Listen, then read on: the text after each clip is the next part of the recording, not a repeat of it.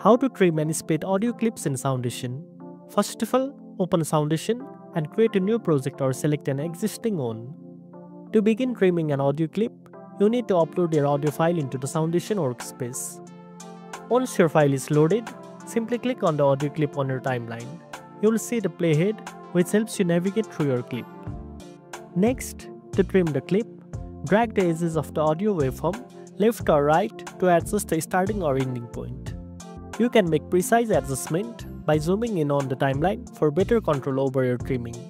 After trimming, if you want to split the clip into smaller parts, first move the playhead to the position where you want to split. Now, move the playhead to the position where you want the cut to happen. Click on the scissors tool located in the top toolbar. Then, simply click on the clip where you want to split.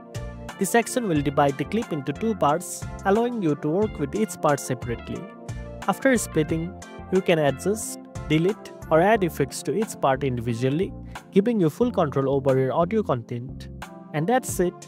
Now you know how to trim and split audio clips in Soundation. If you found this video helpful, don't forget to like, share, and subscribe for more tech tips. Thanks for watching, and I'll see you in the next one.